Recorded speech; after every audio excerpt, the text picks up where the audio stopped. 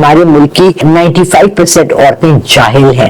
ساحل ادیم کی وجہ سے آج میں بھی ان جاہل عورتوں میں شامل ہو گئی۔ پہلے تو مجھے یہ سمجھ نہیں آیا کہ جو بھی میڈم تھی جنہوں نے یہ شو ارینج کیا تھا انہوں نے 2 مردوں کو کیوں بلایا۔ نعوذ باللہ پاکستان میں مرد نے اپنے حکم کو اللہ کے حکم سے اوپر رکھا ہوا ہے۔ جب حضور پاک صلی اللہ علیہ وسلم نے فتح مکہ کی تھی تو انہوں نے کسی کو تلوار کے زور پہ اسلام قبول کرنے کو نہیں کہا تھا۔ حجاب پہننا یا بایا پہننا یا دوپٹہ سر پہ رکھنا ان پہ مسلط کیوں کرتے ہیں؟ اسلام میں جبر نہیں ہے کسی جگہ بھی۔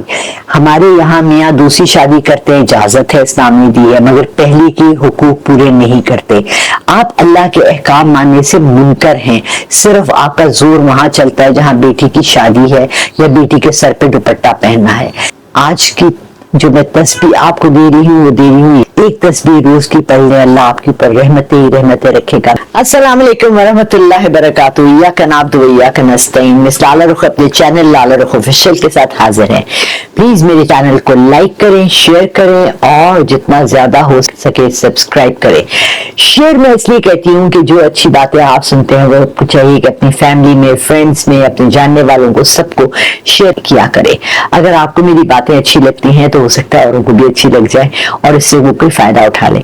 آج میں ایک چھوٹا سا کلپ دیکھ رہی تھی، کسی نے سما ٹی وی پہ ایک انٹرویو تھا جس میں خلیل الرحمان اور ساحر ادیم وہ ایک ٹی وی شو میں جس میں خواتین کا کچھ معاملات کو ڈسکس کر رہے تھے، اس میں وہ آئے اور انہوں نے لفظ یوز کیا طاغوت کا۔ طاغوت کا لفظ میں 65 سال کی ہوں آج تک نہیں سنا۔ انہوں نے کہا کہ ہمارے ملک کی 95% عورتیں جاہل ہیں۔ ساحل ادیم کی وجہ سے آج میں بھی ان جاہل عورتوں میں شامل ہو گئی کیونکہ طاغوت کا لفظ میں نے بھی نہیں سنا ہوا تھا۔ on research looking at the meaning of it means وہ تمام چیزیں جو کہ آپ کو شرک کی طرف لے جاتی ہیں یا جہاں آپ اللہ تعالیٰ کی ذات سے نیگیٹ کرتے ہیں۔ اب دیکھیں عام لغت میں، عام زبان میں ہم لوگوں کو بہت زیادہ مسئلہ آتا ہے۔ میں بچوں کو بہت ریکویسٹ کرتی ہوں، تمام جوان لوگوں کو، بڑی عمر کے لوگوں کو، سب کو کہتی ہوں کہ قرآن کا ترجمہ پڑھے، مگر وہ لوگ جن کو اردو پہ بہت زیادہ عبور حاصل نہیں ہے ان کے سامنے اکثر ایسے الفاظ آتے ہیں جن کا ان کو معنی نہیں پتا ہوتے، اور اردو کی لغت کہاں ڈھونڈے؟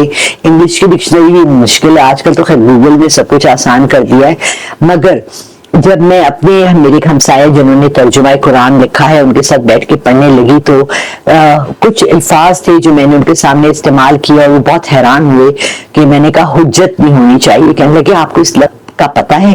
میں نے کہا ہاں جی، میرا یہ خیال ہے کہ جب اللہ نے کوئی احکام جاری کر دیے تو اس میں آپ کو حجت نہیں کرنی چاہیے۔ پھر آج کل میں ایک اور مولانا صاحب کو سن رہی ہوں، مولوی تو نہیں ہے، وہ عالم دین ہے، ان کو سن رہی ہوں تو وہ کچھ ایسے الفاظ یوز کرتے ہیں جو کہ میری فہم سے باہر ہیں، لیکن میں ان کو کانٹیکسٹ میں دیکھ کے جہاں لکھا ہوا ہے وہاں سے اس کے کیا معنی ہیں۔ یہ شو جو تھا یہ خواتین کے حقوق کے بارے میں تھا۔ پہلے تو مجھے یہ سمجھ نہیں آیا کہ جو بھی میڈم تھی جنہوں نے یہ شو ارینج کیا تھا انہوں نے 2 مردوں کو کیوں بلایا۔ ہاں اچھی بات ہے، مرد بھی ہوتے 2 اور 2 عورتیں بھی ہوتی، کیونکہ ہمارا معاشرہ ایک میل ڈومینیٹڈ سوسائٹی ہے جہاں پر کہ مرد اپنا حکم چلاتا ہے، پہلے ایز اے شوہر، باپ، پھر ایز اے بیٹا، پھر جس روپ میں ہوتا ہے وہ اپنا حکم چلاتا ہے اور اس کے حکم مانا جاتا ہے۔ بہت جگہ میں نے دیکھا ہے اپنی زندگی میں کہ ان کا حکم اللہ کے حکم کے خلاف ہوتا ہے لیکن وہ منوا لیتے ہیں۔ نعوذ باللہ نعوذ باللہ نعوذ باللہ پاکستان میں مرد نے اپنے حکم کو اللہ کے حکم سے اوپر رکھا ہوا ہے۔ فار ایگزامپل میں ایک سادہ سی مثال آپ کو دے کے یہ بات ایکسپلین کرتی ہوں۔ لڑکی کو اپنی شادی کے وقت ہاں یا نہ کرنے کی پوری اجازت ہے۔ لڑکے کو پسند کرنے میں، چاہنے میں، اس کو اپروول دینے میں باپ اور ماں دونوں کو لڑکی سے ضرور پوچھنا چاہیے۔ پھر آ گیا لڑکی کی تعلیم۔ میں نے دیکھا ہے تعلیم کے نام پہ یہاں کیا آوارگیاں ہوتی ہیں۔ Being a university teacher, college teacher, O levels and A levels کی ٹیچر، مجھے پتا ہے جن بچیوں کو اجازت ملتی ہے اسکول اور کالج کا لائف انجوائے کرنے کی وہ اس کو مس یوز کرتی ہیں۔ مگر اس کا یہ مطلب تو نہیں ہے نا کہ آپ بالکل ہی منع کر دیں. دیکھیے جب نیا نیا کرسچینٹی آیا تھا تو وہ بھی ہماری طرح دوپٹے اوڑھتی تھی, وہ بھی پوری پوری قمیضیں پہنتی تھی, وہ بھی پاؤں نہیں دکھاتی تھی. پھر آہستہ آہستہ مذہب کا ختم ہوتا گیا اور وہ ماڈرنٹی کی طرف آتی گئی, تو اب نہ وہاں دوپٹہ ہے. جب آپ بی بی مریم کا کہیں بھی مجسمہ دیکھ لیں, انہوں نے سر پہ ہمیشہ دوپٹہ پہنا ہوا ہے. آپ پرانی کوئی تصویر اٹھا لیں کرسچنز کی, یہودیوں کی, ان کی عورتوں نے سب نے دوپٹے, ان کی ننز جو ہیں جو پڑھاتی ہیں جو مذہب میں آتی ہیں وہ سب دوپٹہ اپنا سر کور کرتی ہیں. اس کا یہ مطلب تو نہیں ہے نا کہ اگر وہ ماڈرن ہو گئے ہیں تو لا دین ہو گئے ہیں. دین سے دوری ہم نے خود بنائی ہے. اگر ہم اپنی بچیوں کو, اپنی بیٹیوں کو, اپنی بہنوں کو, اپنی ماؤں کو بھی اگر سمجھانے کی ضرورت پڑے تو پیار اور محبت سے اور انصاف سے اور اچھے رویے سے بات کر کے سمجھائیں تو زیادہ بہتر ہوتا ہے بنسبت جبر سے, ظلم سے. کیونکہ اسلام قبول کرتے وقت بھی جب حضور پاک صلی اللہ علیہ وسلم نے فتح مکہ کی تھی تو انہوں نے کسی کو تلوار کے زور پہ اسلام قبول کرنے کو نہیں کہا تھا. کہا تھا؟ نہیں کہا تھا. جب ہمارے نبی پاک صلی اللہ علیہ وسلم نے کسی کو اسلام قبول کرنے کو تلوار کے زور سے یا زور سے نہیں کہا تھا, تو آپ اپنی بیٹیوں کو حجاب پہننا یا بایا پہننا یا دوپٹہ سر پہ رکھنا ان پہ مسلط کیوں کرتے ہیں؟ اگر آپ ان کو پیار سے اس کی نسبت سمجھائیں, اس کی کہ یہ آپ کو ڈھکتی ہے, آپ کو حجاب دیتی ہے, آپ کو شرم دیتی ہے, آپ کو عزت دیتی ہے, آپ کو ایک ہیرے کی طرح جیسے ایک ڈائمنڈ کو رکھتے ہیں خوبصورت سی تھیلی میں چھپا کے یا کالے کپڑے میں غلاف میں چھپا کے, ایسے آپ کو رکھتی ہے.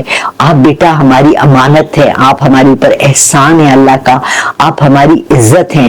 تو بچیاں خوشی سے خوش دلی سے اس طرف خود ہی آ جائیں گی, آپ کو زوری نہیں کرنا پڑے گا. دیکھیں اسلام میں جبر نہیں ہے کسی جگہ بھی. ہمارے یہاں میاں دوسری شادی کرتے ہیں, اجازت ہے, اسلام نے دی ہے, مگر پہلی کے حقوق پورے نہیں کرتے.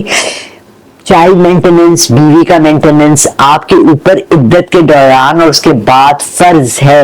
قرآن میں آیا ہے, صورتوں میں آیا ہے, آپ نہیں دیتے. آپ اللہ کے احکام ماننے سے منکر ہیں. صرف آپ کا زور وہاں چلتا ہے جہاں بیٹی کی شادی ہے یا بیٹی کے سر پہ دوپٹہ پہننا ہے.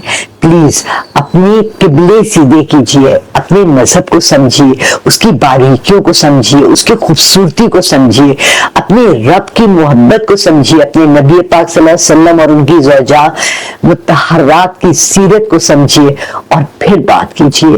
سبحان اللہ, اللہ ہمیں اپنے قریب رکھنے کی رحمت عطا کرے. یا رحمانو یا رحیمو, یا رحمانو یا رحیمو, یا عظیمو, یا ذوالجلال والاکرام. آج کی جو میں تسبیح آپ کو دے رہی ہوں وہ دے رہی ہوں یا ذوالجلال والاکرام. اللہ سب سے بڑا ذوالجلال ہے, جس کا جلال سب سے زیادہ ہے اور کرم کرنے والا سب سے زیادہ ہے. ایک تسبیح روز کی پڑھ لیں, اللہ آپ کے اوپر رحمتیں ہی رحمتیں رکھے گا. میرے ساتھ جڑے رہیے, میرے چینل کو لائک کیجیے, شیئر کیجیے اور بیل آئیکن بجاتے رہیے اور سبسکرائب بھی ضرور کیجیے. میں سالہ رخ آپ کے ساتھ رہیں گی انشاءاللہ. اچھے سے اچھا ٹاپک, بہتر سے بہتر ٹاپک لے کر آتی رہوں گی. جزاک اللہ خیر. اللہ حافظ.